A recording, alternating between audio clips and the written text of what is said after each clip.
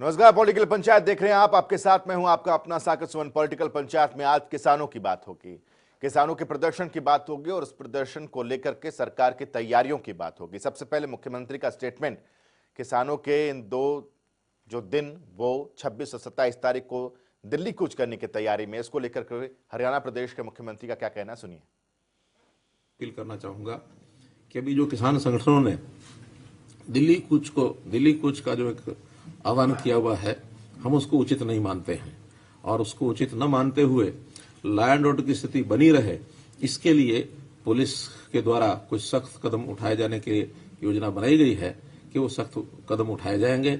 और इसमें जनता से अपील ये है कि 25 और 26 तारीख कम से कम पंजाब जाने वाले जो बॉर्डर्स हैं, हरियाणा पंजाब के जो बॉर्डर्स हैं, वहां जाने की तरफ थोड़ा अवॉइड करें।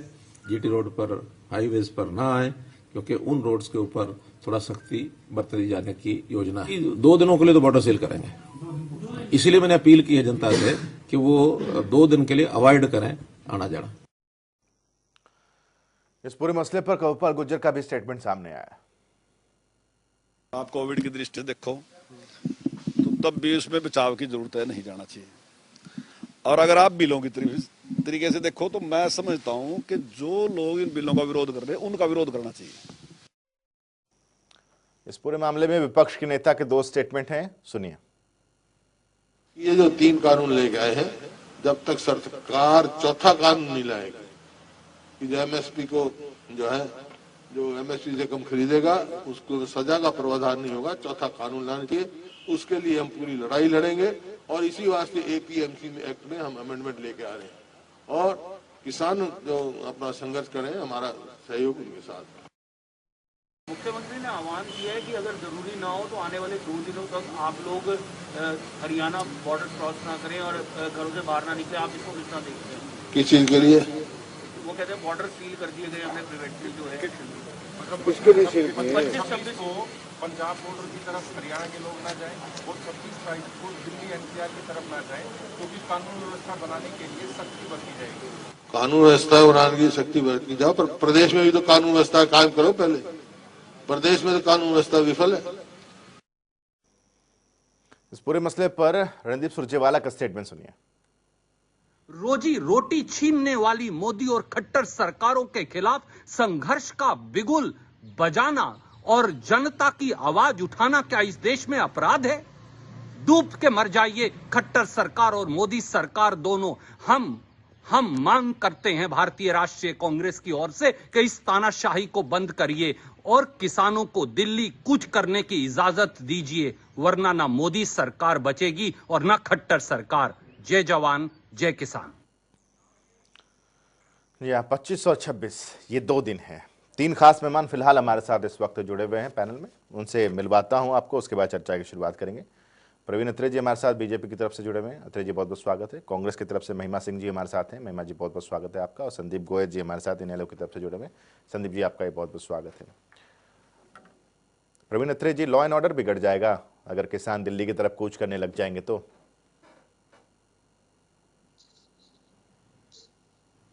किसानों को इसमें शामिल ना किया जाए, क्योंकि ये जो आंदोलन या यूं कहिए ये जो प्रदर्शन है, ये वो किसान नेता जो अलग अलग राजनीतिक दलों में आस्था रखते हैं या वो किसान नेता जो अपनी राजनीतिक महत्वाकांक्षा रखते हैं, क्योंकि बहुत से तो ऐसे भी हैं, किसी की पत्नी ने चुनाव लड़ा, कोई खुद चुनाव लड़ने के लिए हाथ पैर मार रहा था। तो इसलिए बाकी जो प्रदेश का किसान है वो इन 3 बिलों के हक में है। देश का किसान तो साबित भी कर चुका है कि वो इन बिलों के हक में है। अब बात आती है कानून व्यवस्था की। आपको याद होगा जब इससे पहले प्रदर्शन के नाम पे पंजाब यूथ कांग्रेस के वर्कर पंजाब हरियाणा बॉर्डर पे आके ट्रैक्टर जला देते हैं, फिर वही लोग उसी प्रवीण अत्रे जी नहीं, प्रवीण अत्रे जी जला देते हैं। प्रवीण जी मैंने आपसे बस इतना पूछा, मैंने बस इतना आपसे पूछा कि किसान की कोशिश करते नहीं प्रवीण अत्रे जी, मैंने बस इतना पूछा कि अगर किसान दिल्ली कूच करेगा तो लॉ एंड ऑर्डर बिगड़ जाएगा प्रदेश का। मैं आपको उदाहरण दे रहा हूं ना कि पहले भी इस तरह की कोशिश हुई है। जब पंजाब यूथ कांग्रेस के वर्कर किसानों की आड़ में बॉर्डर पे आके ट्रैक्टर जलाते हैं, या दिल्ली जनपद पे जाके वही यूथ कांग्रेस के वर्कर ट्रैक्टर को आग लगा देते हैं। और जब ट्रैक्टर को जलाया जाता है तो कोई भी अप्रिय घटना घटने का अंदेशा तो होता ही है साथी। जिस तरह से पीपली के अंदर ट्रैक्टर पे चढ़ के पुलिस बैरिकेड को तोड़ के प्रवीण अत्रे जी, ट्रैक्टर प्रवीण अत्रे जी, प्रवीण अत्रे जी, हल्का बल प्रयोग, प्रवीण अत्रे जी, आप तो ऐसे कह रहे हैं, आप तो ऐसे कह रहे हैं, आप तो ऐसे कह रहे हैं प्रवीण अत्रे जी, प्रवीण जी आप तो ऐसे कह रहे हैं जैसे हरियाणा का लॉ एंड ऑर्डर इतना अच्छा है कि मतलब उसमें कोई दाग ही नहीं है। देखिए आप उसका भी देखिए साकेत, अब आपने लॉ एंड ऑर्डर का जिक्र किया तो बहस थोड़ा डाइवर्ट हो जाएगी लॉ एंड ऑर्डर। नहीं, मैं चूंकि प्रदेश के मुखिया इसको लॉ एंड ऑर्डर से जोड़ रहे हैं, प्रदेश के शिक्षा मंत्री इसको कोरोना से जोड़ रहे हैं। जी साकेत, ऐसा है, विरोधी राजनीतिक दलों की कोशिश है कि किसानों की आड़ लेके प्रदेश का माहौल खराब किया जाए, इसलिए मुख्यमंत्री जी ने ये बात कही है। मैंने 2 उदाहरण आपके सामने दे दिए हैं और आप भी बेहतर जानते हैं, जो अवांछनीय तत्व होते हैं, जो शरारती तत्व होते हैं, वो कहीं ना कहीं गैदरिंग का फायदा उठा के इस तरह की हरकत करने की कोशिश करते हैं। और कुछ राजनीतिक दलों को तो इसमें महारत हासिल है। तो आपका जो लोकल इंटेलिजेंस है, सरकार की जो राज्य सरकार की जो खुफिया एजेंसी है, वो क्या काम कर रही है। खैर मैं बाकी 2 खास मेहमानों के पास जाऊंगा, आता हूं। ठीक है प्रवीण अत्रे जी। अभिमन्यु कुहाड़ जी हमारे साथ किसान नेता जुड़े हुए। अभिमन्यु जी, अब सरकार ये आरोप लगा रही है कि आप लोगों के आड़ में कुछ उपद्रवी भी हो सकते हैं जो कि प्रदेश का लॉ एंड ऑर्डर बिगाड़ देंगे, तो क्यों आप लोग ऐसा कर रहे हैं, क्यों दिल्ली जाने की जिद मचाए हुए हैं? साकेत जी, यदि सरकार के पास ऐसी कोई सूचना है कि कुछ लोग हमारी आड़ में लॉ एंड ऑर्डर बिगाड़ सकते हैं, तो ये तो सरकार की जिम्मेदारी है ना, उन तत्वों को आइडेंटिफाई करे और उनको गिरफ्तार करे। ये तो सरकार की जिम्मेदारी है। सरकार अपना काम कर नहीं रही है, हमारे ऊपर सब कुछ थोप रही है। देखिए आज सुबह से इस तरीके से देश के अन्नदाता को गिरफ्तार किया जा रहा है जैसे वो अन्नदाता ना होकर कोई चोर लुटेरा हो। तो ये तो तानाशाही रवैया हो गया, ये तो एक तरीके से अंग्रेजों की सरकार हो गई है, ये तो अंग्रेजों की सरकार की तरह काम कर रही है। ये आज छोटू राम जी की जयंती है और छोटू राम जी जो किसानों के मसीहा है, उनकी जयंती पे इस तरीके की कार्रवाई की जा रही है। और जो अभी मैं जुड़ नहीं पाया था, लेकिन मैं ये बार बार ये कह रहा हूं साकेत जी, हमारा संगठन, सभी संगठन ये बात बार बार कह रहे हैं कि 5 जून 2020 को ये अध्यादेश आए थे और किसान संगठनों ने उसी दिन से उसको स्टडी करके विद इन 10 डेज इनका विरोध करना शुरू कर दिया था। और जो विपक्षी पार्टियां हैं, विपक्षी पार्टियां तो बहुत लेट में जाके सितंबर महीने में इस मुद्दे के ऊपर अपनी बात रखना शुरू किया है विपक्षी पार्टियों ने, लेकिन किसान संगठन तो जून महीने के अंत से ही रख रहे हैं। और हमारा किसी भी पार्टी से कोई लेना देना नहीं है, हमारी तो सिंपल ये डिमांड है। और मैं आपको ये बताना चाहूंगा, कई किसान महापंचायतें भी हुई और वहां पे हमने ये बार बार ये कह रहे हैं और आज भी हम ये बात कह रहे हैं कि भाई अगर किसी भी भाजपा के नेता को ये लगता है कि इन कृषि कानूनों से फायदा होगा तो वो किसानों से आके बीच में, किसानों के बीच में किसानों के साथ बहस करे ना। वो बहस करने के लिए तैयार नहीं है। ये अपने सरकारी और दरबारी लोगों को बुला के उनसे बात करते हैं और उनसे अपनी वाहवाही कराते हैं, लेकिन किसानों के बीच में आके बात करने की हिम्मत माननीय नेताओं में है नहीं। तो ऐसा कैसे चलेगा? यदि जो ये कह रहे हैं कि भाई इससे फायदा होगा किसानों को, तो आइए ना किसानों के बीच में बहस कीजिए ना। एक बात बताइए अभिमन्यु जी, हासिल क्या होगा दिल्ली पहुंचकर? देखिए साकेत जी, आप इतने एक वरिष्ठ पत्रकार हैं, आप ये बात जानते हैं पिछले 2 से ढाई महीनों से पूरे देश का किसान आंदोलन कर रहा है। पंजाब में आंदोलन सबसे अधिक तेज है। जब सरकारें गूंगी और बहरी हो जाती हैं, तब समाज की ये मजबूरी बन जाती है कि वो सरकार को जाके जगाए। तो हम अपनी बात सरकार तक पहुंचाने के लिए दिल्ली आना चाहते हैं। और जो ये कोरोना का बहाना बना रहे हैं साकेत जी, सभी न्यूज चैनल्स ने वो वीडियोस देखी थी। अभी बिहार का चुनाव होने के बाद भाजपा के कार्यालय में, जो दिल्ली में भाजपा का कार्यालय है दीनदयाल उपाध्याय मार्ग पे, वहां पे जेपी नड्डा जी का स्वागत समारोह करवाया जा रहा था। वहां पे हजारों बीजेपी के कार्यकर्ता बिल्कुल भीड़ में इकट्ठे हो रखे थे। तो उससे कोरोना नहीं फैलता है क्या? लेकिन देश का अन्नदाता यदि अपना हक मांगने आता है तो ये बहाना बनाते हैं कि कोरोना फैल जाएगा। सही बात। मैं थोड़ा दोबारा बोल दूं, अभिमन्यु जी, जब 9 तारीख को सरकार ने बाकायदा संगठनों को बुलाया था बात करने के लिए, जो संजीव कौशल कृषि विभाग के जो एसीएस हैं, इन्होंने 9 तारीख को बुलाया था कि आइए बातचीत कीजिए, लेकिन आप लोग नहीं गए। आपने 9 तारीख को बातचीत करना द्वारा नहीं समझा, 10 तारीख को पीपली में आप हाईवे रोकने पहुंच गए। इसको हम क्या कहेंगे? क्या ये राजनीति नहीं है? आप यहाँ बैठ के कह रहे हैं कि बातचीत करने के लिए नहीं बुलाया। अरे आपको तो 9 तारीख को बुलाया था, आप क्यों नहीं गए बातचीत करने वहां पे? आप 10 तारीख को प्रदर्शन करने बैठ गए। और दूसरी बात, आप यहाँ पे कह रहे हैं कि अन्नदाता को गिरफ्तार किया। पहले तो आपको ये बता देता हूँ कि आपके बहुत से नेता ऐसे हैं जो किसान नहीं है, जो व्यापारी है, जो व्यापारी होते हुए किसान होने का ढोंग कर रहे हैं। उनको अन्नदाता मत कहिए। अत्रे जी एक सेकंड, अत्रे जी एक सेकंड, प्रवीण जी एक सेकंड, प्रवीण जी एक सेकंड, प्रवीण जी एक सेकंड, प्रवीण जी एक सेकंड, एक सेकंड, प्रवीण जी एक सेकंड, प्रवीण जी एक सेकंड, जरा अभिमन्यु जी को सुनिए, अभिमन्यु जी को सुनिए। साकेत जी, मैं अभी इनके झूठ का पर्दाफाश करता हूं।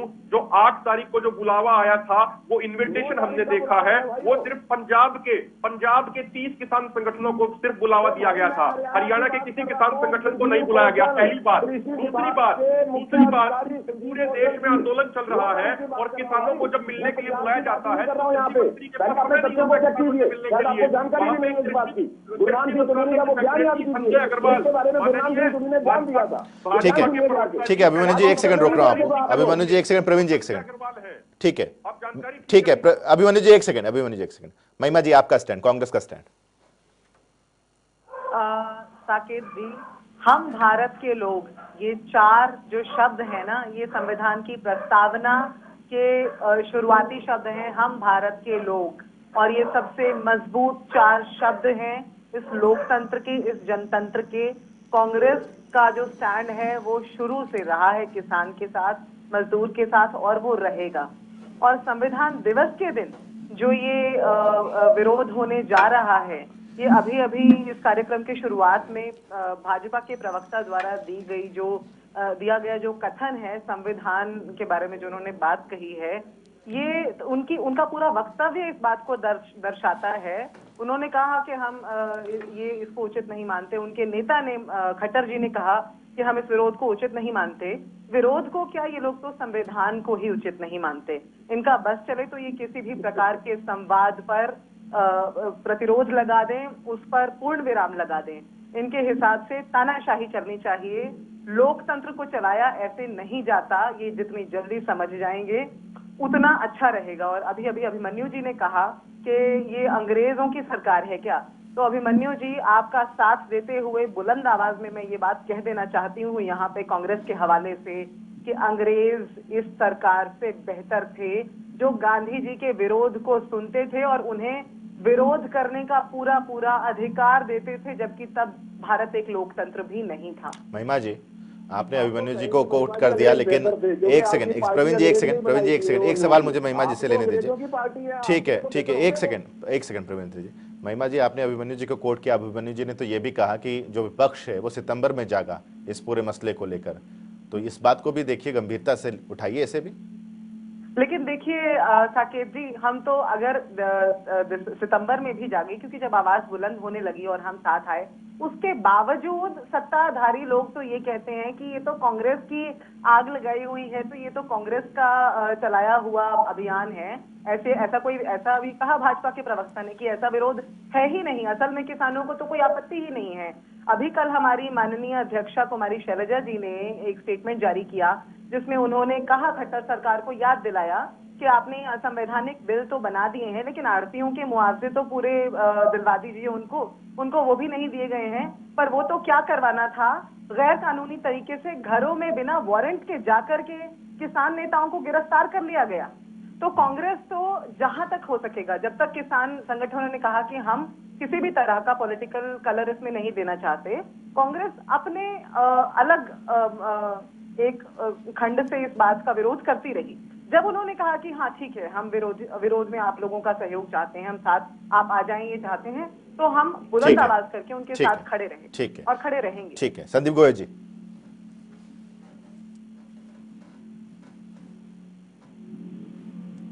संदीप जी बोलिए। जी साकेत जी, देखिए साकेत जी, सारी बातें सुनने के बाद मैंने एक चीज को जो कोट किया था अभिमन्यु जी ने कि सभी पार्टियां सितंबर के महीने में जागी, मैं यहाँ दुरुस्त करना चाहूंगा कि इंडियन नेशनल लोकदल पार्टी एक ऐसी पार्टी है जिसने सबसे पहले जुलाई के महीने में प्रदेश कार्यकारिणी की मीटिंग में एक प्रस्ताव लाकर जो रात के अंधेरे में कोरोना काल के समय में बिना किसी किसान यूनियन कर, बिना किसी प्रतिनिधि मंडल को अपने विश्वास में लेकर केंद्र की सरकार ने जो 3 अध्यादेश आधी रात के बीच में लेकर किसानों को मारने का जो डेथ वारंट जारी करने का काम किया, उसके विरोध में जुलाई के महीने में ही इंडियन नेशनल लोकदल पार्टी पहली पार्टी थी जिसने सबसे पहले इसका विरोध किया। दूसरी बात, इस बिलों के जब कानून बन चुके थे, कानून बनने के बाद में इन 3 कानूनों के खिलाफ हमारी पार्टी प्राइवेट बिल लेकर आई, 3 प्राइवेट बिल जो विधानसभा के अंदर लाई गई। भारतीय जनता पार्टी के जिस प्रकार से रवैया विधानसभा के अंदर रहा, वैसा ही रवैया इस प्रकार मैं यहाँ भी आज देख रहा हूँ कि किसानों का इतना गंभीर मुद्दा भारतीय जनता पार्टी के प्रवक्ता को केवल हंसी मजाक सूझ रहा है। मुझे देखकर तो ये याद आता है इन्हें किसी लाफ्टर चैनल में जाकर बैठ जाना चाहिए। अगर टीवी डिबेट के ऊपर किसान के मुद्दों की बात होती है तो गंभीरता के साथ इन मुद्दों की चर्चा होनी चाहिए। अगर ये गंभीर थे तो इनको अभी भी उस गंभीरता का एहसास नहीं, जब बड़ौदा चुनाव में इनको मुंह की खानी पड़ी। और आपके चैनल पे साकेत जी आपने कहा था अगर भारतीय जनता पार्टी जीत जाती है तो क्या किसान हार जाएगा, और मैंने सहर्ष आपके चैलेंज को स्वीकार किया था कि भारतीय जनता पार्टी हारेगी तो क्या नरेंद्र मोदी, क्या मनोहर लाल खट्टर इस्तीफा देंगे। आज इनके प्रवक्ता प्रवीण अत्रे जी भी उसी दिन बैठे थे। आज इनको मैं खुली चुनौती देता हूं कि आज मुख्यमंत्री जी ने जिस प्रकार से कहा, बड़ा ये शोभनीय बात लगी कि मैं किसानों से अपील करता हूं कि आंदोलन में ना जाए। जब हरियाणा के 2.5 करोड़ किसान प्रदेश के मुख्यमंत्री से अपील कर रहे हैं कि आप एमएसपी को कानून में शामिल कीजिए, आप इस प्रकार के कानूनों में संशोधन कीजिए, क्या 2.5 करोड़ लोगों की आवाज सुनाई नहीं देती मुख्यमंत्री को? क्या मुख्यमंत्री की आवाज ही सबसे सुप्रीम है? क्या इस देश के किसान, आप एक साकेत जी में एक चीज और पॉइंट आउट करना चाहूंगा, दिल्ली कूच को लेकर जब अन्ना हजारे देश में आंदोलन कर रहे थे, केजरीवाल कर रहा था, किरण बेदी कर रही थी, रामदेव बाबा कर रहा था, तो किसानों को क्यों नहीं हक हकूक दिए गए? संविधान जब हमें हक देता है दिल्ली में प्रदर्शन करने का, क्या वो भारतीय जनता पार्टी के आज बड़े सर्वे सर्वा थे इसलिए उनको इजाजत मिल गई दिल्ली के अंदर प्रदर्शन करने की? और 2 अक्टूबर में जब दिल्ली यूपी की तरफ बॉर्डर से किसान आए, उनके ऊपर लाठीचार्ज, आंसू गोले फेंक कर भारतीय जनता पार्टी ने जिस प्रकार की दमनकारी नीतियां पूर्व में रखी, आज उसी प्रकार की दमनकारी नीति अपनाते हुए क्या आज किसान आंदोलन को कुचलने का काम करेगी भारतीय जनता पार्टी? अंग्रेजों की शक्ल तो बदल गई, आज काले अंग्रेज देश में राज कर रहे हैं और किसानों को अभिमन्यु कुहाड़ जी के पास एक बार वापस में चलता हूं। अभिमन्यु जी, मैं कुछ कहना चाहता हूं। हाँ, मैं आ रहा हूं तुरंत। अभिमन्यु जी का एक और सवाल का जवाब ले लेता हूं, उसके बाद प्रवीण जी मैं आप ही के पास आऊंगा। अभिमन्यु जी, सवाल यह है कि आप लोग एमएसपी को लेकर एक कानून की मांग कर रहे हैं।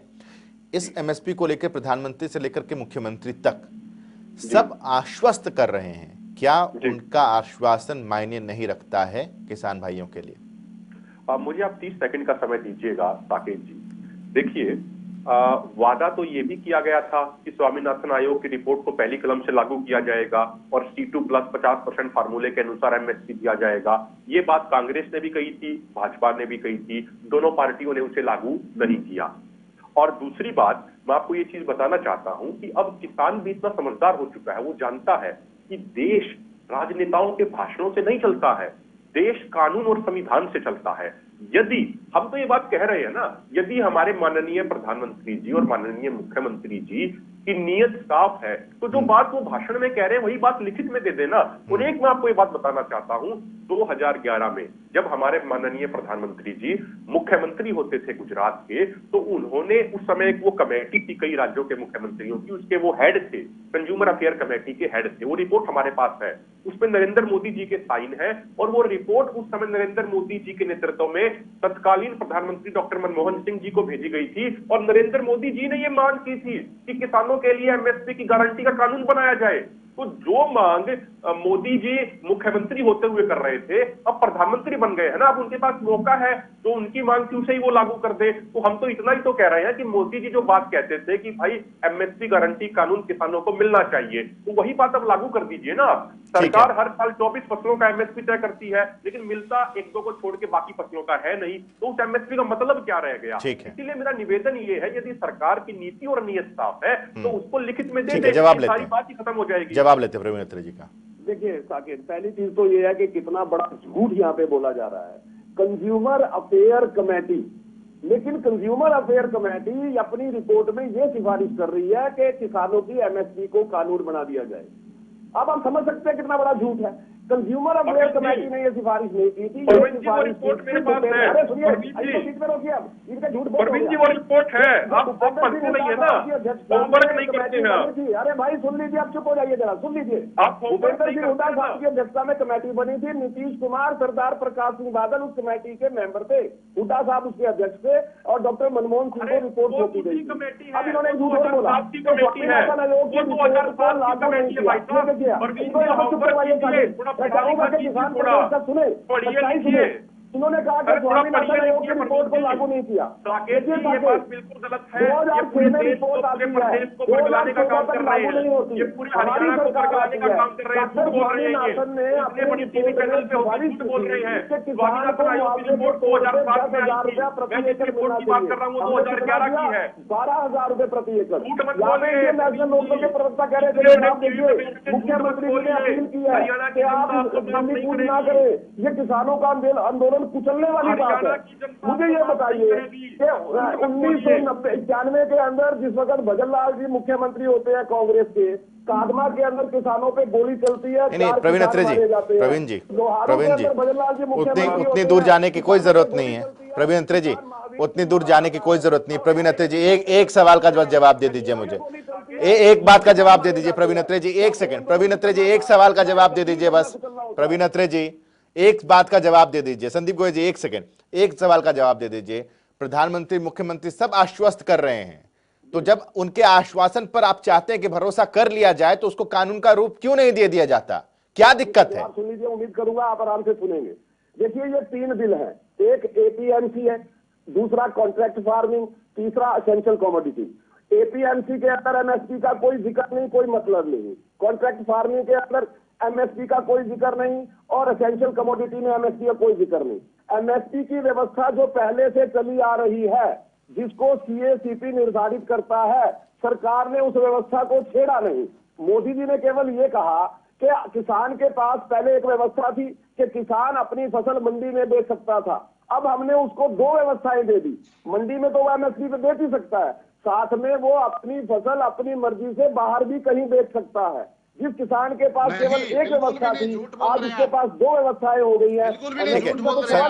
संदीप गोयल जी का काउंटर, उसके बाद महिमा जी आपके पास आ रहा हूं। संदीप गोयल जी का काउंटर, प्रवीण अत्रे जी, प्रवीण अत्रे जी, संदीप गोयल जी का काउंटर। भारतीय जनता पार्टी अत्रे जी ठीक है, अत्रे जी 1 सेकंड सुन लीजिए, बड़ी सफेद सुनिए अत्रे जी का काम आपके चैनल पे किया। इन्होंने शायद धारा 2M और धारा 2M प्रवीण अत्रे जी 1 सेकंड, प्रवीण अत्रे जी 1 सेकंड, ट्रेड एरिया डिफाइन किया हुआ है। वो ट्रेड एरिया के अंदर किसी प्राइवेट जगह पर जाकर किसान नहीं बेच सकता। और किसान तो क्या, वहां ट्रेडर की एक डेफिनेशन है, उस ट्रेडर की परिभाषा में किसान को शामिल ही नहीं किया गया। ये किसान को बहका रहे हैं। और ऊपर से सेक्शन 6 जो मार्केट फीस को चार्ज करने का, जो बायर से खरीदते थे उनके ऊपर मार्केट फीस लगती थी, अब वो मार्केट फीस उनसे नहीं ली जाएगी। उससे 6.5-7% तो मार्केट फीस का, कमीशन एजेंट का और रूरल डेवलपमेंट का जो पैसा आना था उससे मंडियां खत्म होगी, ग्रामीण विकास खत्म होगा। अब बीच में ये बोलने लग जाएंगे, इनको तो ये पता लग जाता है कि जब कानून की परिभाषाएं बताई जाती है, ट्रेड एरिया बताया जाता है, उस ट्रेड एरिया के अंदर साकेत जी, ये प्राइवेट जगह, ये ऐसा कोई वर्ड नहीं है कि वो किसी भी जगह जाकर बेच सकता है किसान। और दूसरी बात, किसान नहीं बेच सकता। संदीप गोयल जी 1 सेकंड रोक रहा हूं। महिमा जी बोलिए। मुझे तो 2 ही बातें कहनी है साकेत जी। पहली बात ये है कि जैसे सरकार तानाशाही चला रही है, उसी तरह से सरकार के प्रतिनिधि यहाँ बैठकर किसानों के नेता को ये बोल रहे हैं कि चुप करो, चुप करिए, आप बोलने दीजिए। पहली बात ये, और दूसरी बात ये, देखिए दूसरों के बारे में बोलते हैं अनुशासन। ठीक है प्रवीण अत्रे जी 1 सेकंड सुन लीजिए महिमा जी। कोई इनसे सीखे, तानाशाही, ऊंची आवाज करके दूसरों को दबाना, कोई इनसे सीखे। इन्हें कहिए पहले तहजीब सीखे, साथ ही प्रवक्ताओं से बात करके आने की। और दूसरी बात साकेत जी, साकेत जी मैं आपसे और आपके चैनल से मुखातिब हूँ। ठीक है साकेत जी, मैं आपसे और आपके चैनल से और आपके चैनल के माध्यम से जनता से मुखातिब हूँ। अब दूसरी बात जो बहुत जरूरी है और बहुत अहम सवाल है वो ये है, कानून व्यवस्था की बात ये सरकार कर रही है, तो कानून व्यवस्था के तहत कौन से प्रावधान के तहत इन्होंने राज्य भर में किसानों के घरों में छापे मारे हैं, वो कानून का प्रावधान कृपया यहाँ बता दें। प्रवीण अत्रे जी देखिए ऐसा है साकेत मुझे थोड़ी सी हैरानी भी होती है, लेकिन खैर कांग्रेस का तो मुखौटा ही झूठ का है, क्योंकि जो कांग्रेस अंग्रेजों को अच्छा बताती है, क्योंकि वो अंग्रेजों के द्वारा बनाई गई पार्टी है, ह्यूम साहब ने ये पार्टी बनाई थी, अंग्रेजों की मदद के लिए बनाई थी, इसलिए चलो अंग्रेजों को अच्छा कहें, मुझे एतराज नहीं है। मुझे केवल इस बात का एतराज है कि पहले आप कहते थे कि इन तीन कानूनों से एमएसपी खत्म हो जाएगी, ये बात कांग्रेस ने उठाई थी। मंडी खत्म हो जाएगी, ये भी कांग्रेस ने कहा था। आज भी एमएसपी सुचारू रूप से चल रही है, मंडी भी चल रही है। अब कांग्रेस ने अपना गोल पोस्ट चेंज कर लिया। अब कांग्रेस ने यह कहना शुरू कर दिया कि साहब आप एमएसपी पे एक चौथा कानून बना दीजिए। इनसे ये पूछिए कि आप लगातार सत्ता में रहे, आपके टाइम पे भी सीएसीपी ही एमएसपी की घोषणा करती थी, तब आपने ये आवाज क्यों नहीं उठाई? ठीक है। दूसरा, जब 2013 चलिए आप सबको रोक रहा हूं यहाँ पर। पॉलिटिकल पंचायत में वक्त इतना ही। बहुत बहुत शुक्रिया आप सभी खास मेहमानों का हमारे साथ पॉलिटिकल पंचायत में शरीक होने के लिए। अब 2 दिन बहुत ही महत्वपूर्ण है कि सरकार कह चुकी है कि बॉर्डर सील, किसान कह चुके हैं कि दिल्ली कुछ करेंगे, टकराव की स्थिति उत्पन्न हो सकती है, लेकिन हम यही चाहेंगे कि इस तरह की स्थिति उत्पन्न ना हो। इस पेशकश में अभी के लिए बस इतना ही। दीजिए इजाजत। छोटा सा ब्रेक, खबरों का सिलसिला लगातार जारी है।